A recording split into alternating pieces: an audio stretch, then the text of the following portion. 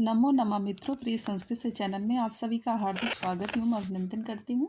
आशा करती हूँ कि आप सभी स्वस्थ होंगे, मस्त होंगे और अपने आगे की लक्ष्य की ओर उन्मुख होते हुए अपनी अगली की परीक्षा की तैयारी में तत्पर हो गए होंगे।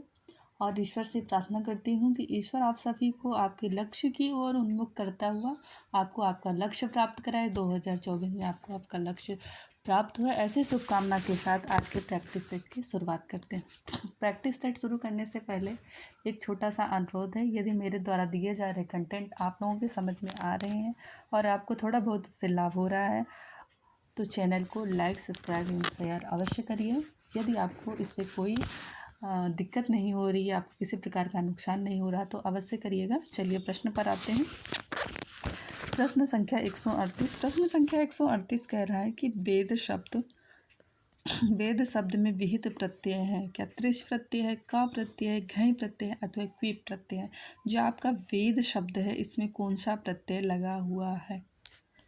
तो वेद शब्द देखिए आपका जो है, पहली चीज़ तो कृत प्रत्यय के अंतर्गत नहीं आता, ये तद्धित प्रत्यय के अंतर्गत आता है। तो तद्धित प्रत्यय का कौन सा प्रत्यय ऐसा है जो वेद में लगा हुआ है? प्रश्न संख्या 138। प्रश्न संख्या 138 का आपका उत्तर जाता है ऑप्शन नंबर सी की तरफ। वेद में घय प्रत्यय है। कौन सा प्रत्यय है? घय प्रत्यय है। ठीक है। तो देखिए आपके प्रत्यय दो होते हैं, कृत प्रत्यय और तद्धित प्रत्यय। ठीक है, तद्धित प्रत्यय। कृत प्रत्यय हमेशा धातुओं के साथ जुड़ते हैं और तद्धित प्रत्यय हमेशा संज्ञा, सर्वनाम इत्यादि के साथ जुड़ते हैं। एक प्रत्यय होता है आपका स्त्री प्रत्यय, जो पुल्लिंग शब्दों को स्त्रीलिंग बनाने का कार्य करता है। तो जो स्त्री प्रत्यय होते हैं उनके भी कई भेद हैं और कृत प्रत्यय के भी कई भेद हैं, तद्धित के भी कई भेद हैं। तो तद्धित प्रत्यय के भेद के अंतर्गत एक प्रत्यय आता है घय प्रत्यय, जो कि वेद शब्द में लगा हुआ है। चलिए अगले प्रश्न पर आते हैं। प्रश्न संख्या 139। प्रश्न संख्या 139 कह रहा है त्रिच प्रत्ययांत शब्द है चेयम, त्यागः, कृतवत, कर्ता। ऐसा कौन सा शब्द है जिसमें त्रिच प्रत्यय लगा हुआ है, यानी त्रिच प्रत्यय से अंत होने वाला शब्द है? क्या चेयम है, क्या त्यागा है, कृतवत है, कर्ता है? कौन सा प्रत्यय है बताएं? कौन से प्रत्यय में त्रिच प्रत्यय लगा हुआ है? प्रश्न संख्या 39 और इसका आपका उत्तर सही होता है ऑप्शन नंबर डी। कर्ता में आपका त्रिच प्रत्यय लगा हुआ है। कर्ता में कौन सा प्रत्यय लगा हुआ है? त्रिच प्रत्यय लगा हुआ है, ऑप्शन नंबर डी। त्रिच प्रत्यय भी आपका तद्धित प्रत्यय का एक भेद है जो कि कर्ता में लगा हुआ है। चलिए अगले प्रश्न पर आते हैं। प्रश्न संख्या 140। प्रश्न संख्या 140 कह रहा है कि निष्ठा संज्ञा प्रत्यय है, निष्ठा संज्ञक प्रत्यय है। तो कौन से प्रत्यय है जो निष्ठा संज्ञा करते हैं? तो एक आपने सूत्र पढ़ा होगा, कत कत्वतु निष्ठा। निष्ठा संज्ञा होती है। अगर कहीं भी कत और कत्वतु प्रत्यय हैं तो उनको निष्ठा भी कहते हैं, यानी इनकी निष्ठा संज्ञा होती है। तो यहाँ पर जो आपका ऑप्शन होता है ऑप्शन नंबर ए होता है। कत प्रत्यय जो है आपका कृत प्रत्यय के अंतर्गत आता है। कृत प्रत्यय का एक भेद है जिसका ता शेष बचता है और निष्ठा संज्ञक है। और इसके साथ कत के साथ एक कत्वतु प्रत्यय होता है, उसकी भी निष्ठा संज्ञा होती है। अगर पूछा जाए निष्ठा तो कत कत्वतु संज्ञा। निष्ठा संज्ञा किसकी होती है? तो कत कत्वति प्रत्यय। यदि कत कत्व प्रत्यय कहीं है, प्रत्यय कहीं है तो वहाँ पर संक्षेप में करने के लिए कह देंगे निष्ठा, है ना। निष्ठा संज्ञक प्रत्यय। निष्ठा संज्ञक प्रत्यय दो प्रत्यय हैं, कत कत्वतु। वहाँ कत कत्वतु दोनों नाम न देख करके सीधे दे देंगे निष्ठा संज्ञक प्रत्यय, तो वो आप समझ जाएंगे निष्ठा संज्ञक दो प्रत्यय हैं, कत और कत्वतु। तो यहाँ ऑप्शन में कत दिया गया है तो ऑप्शन नंबर ए आपका सही होगा प्रश्न संख्या 40 का। चलिए अगले प्रश्न पर आते हैं। प्रश्न संख्या 141। प्रश्न संख्या 141 कह रहा है कि पठिता पद में कौन सा प्रत्यय है? पठिता पद में कौन सा प्रत्यय है? कत्वा प्रत्यय है, कृत प्रत्यय है, यत प्रत्यय अथवा त्रिच प्रत्यय? अभी हमने व्याख्या की है ऊपर प्रत्यय की। तो पठिता में पठ धातु है और प्रत्यय पूछा जाए तो कौन सा प्रत्यय है? आपका प्रत्यय है आपका कत प्रत्यय। कत प्रत्यय का शेष बचता है और पठ धातु से बन गया है पठिता, आपका रूप बन गया है।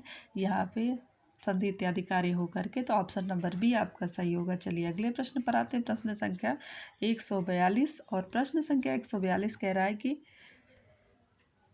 कत्वतु कत्वतु प्रत्यय की संज्ञा होती है।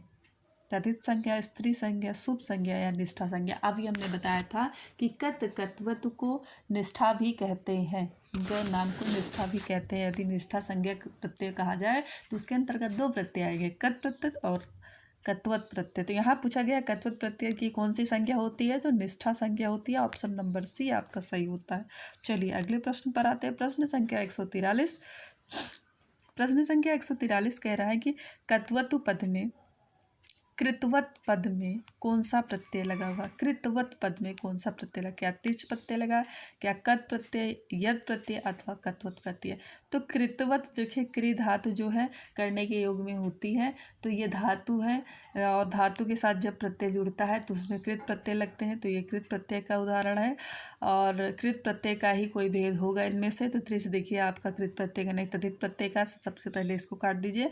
कत, यत और कत्वत ये तीनों आपके कृत प्रत्यय के भेद हैं। तो इनमें से कौन सा कृतवत शब्द में प्रत्यय लगा हुआ है, तो देखिए आपने देखा होगा कि तवत प्रत्यय का तवत शेष बचता है।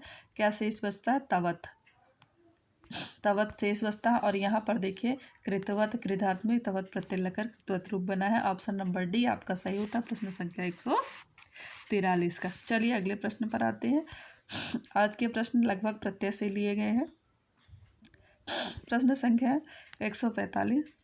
प्रश्न संख्या 145 कह रहा है कि कत्वा के स्थान पर प्राप्त प्रत्यय है। कत्वा के स्थान पर यानी कृ धातु में कौन सा प्रत्यय लगा है जिससे कत्वा के स्थान पर प्राप्त प्रत्यय होता है, यानी कत्वा के स्थान पर कौन सा प्रत्यय प्राप्त होता है। क्या यत प्राप्त होता है, लेप प्राप्त होता है, ड़ौल प्राप्त होता है अथवा अण प्राप्त होता है। एक प्रत्यय है कृत्वा जो कृत प्रत्यय का भेद है। कृत प्रत्यय के भेद के अंतर्गत एक प्रत्यय आता है आपका कत्वा, और उसके स्थान पर कौन सा प्रत्यय है ना, उसके स्थान पर कौन सा प्रत्यय है। प्रश्न संख्या 145। तो प्रश्न संख्या 145 का उत्तर होगा आपका लेप प्रत्यय। देखिए लेप प्रत्यय उसके स्थान पर है। प्रश्न संख्या 145 का ऑप्शन नंबर बी सही हुआ। चलिए अगले प्रश्न पर आते हैं। प्रश्न संख्या 146। आगत्य पद में कौन सा प्रत्यय लगा हुआ। आगत्य पद में देखिए यहाँ पर उपसर्ग प्रत्यय दोनों चीज़ें लगी हुई है, और कृत प्रत्यय का एक भेद है जिसमें जो है उपसर्ग और प्रत्यय दोनों हो तो वो प्रत्यय लगता है, उसमें उपसर्ग अवश्य होता है। तो आपने एक प्रत्यय का नाम पढ़ा होगा लेप प्रत्यय। लेप प्रत्यय क्या है, उपसर्ग युक्त। लेप प्रत्यय में हमेशा उपसर्ग लगा होता है और इसमें या शेष बचता है और पहले उपसर्ग लगा होता है। तो देखिए आगत्य शब्द में पहले आ उपसर्ग लगा हुआ है और गम धातु है, ठीक है। गम धातु में फिर गत्य हो गया है, आगत्य रूप बन गया है, और इसमें प्रत्यय पूछा जाए तो लेप प्रत्यय लगा हुआ है। और लेप प्रत्यय का एक ये भी बहुत बड़ी पहचान है कि इसमें उपसर्ग लगा होता है, ठीक है।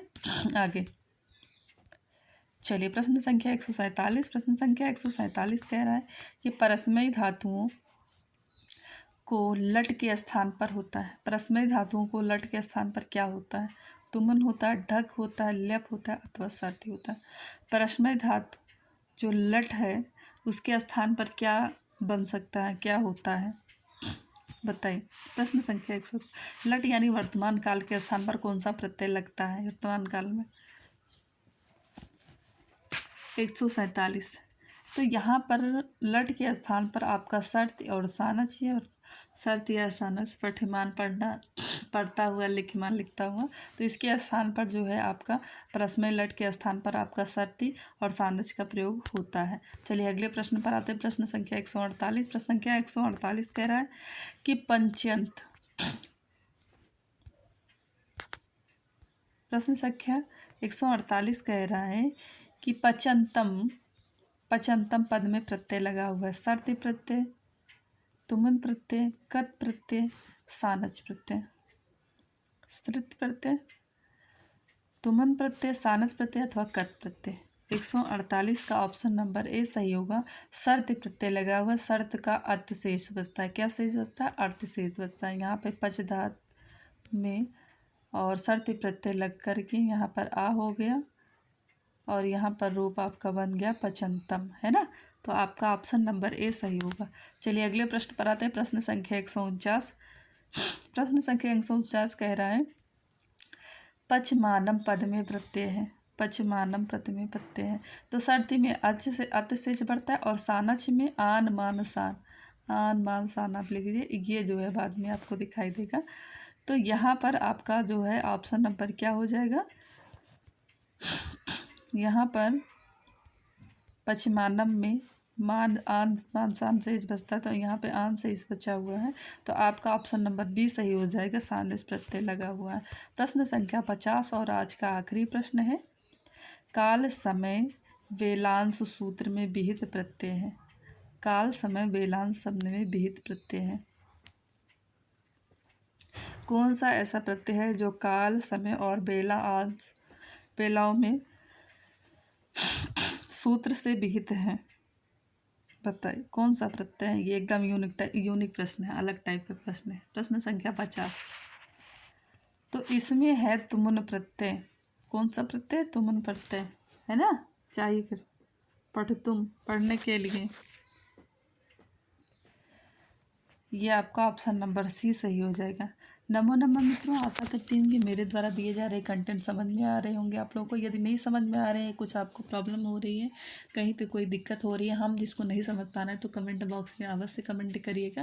क्योंकि यदि आप टिप्पणी करते हैं तो उससे हमारा भी जो है थोड़ा सा जो निगेटिव चीज़ें हैं मुझे पता चलती हैं और मेरे लिए ये बहुत ही बड़ी प्रसिद्धि होगी। आप सब हमारी कमियों को बताएंगे तो मैं उसको ठीक करने का प्रयास करूँगी और आप हमारे अंदर भी कुछ संशोधन होगा। यदि आपको लगता है कि चैनल को लाइक सब्सक्राइब एवं शेयर करना चाहिए तो अवश्य करिएगा। नमो नमः मित्रों, नमः संस्कृताय। फिर मिलेंगे नए वीडियो में नए जोश के साथ, नए उमंग के साथ। नमस्कार।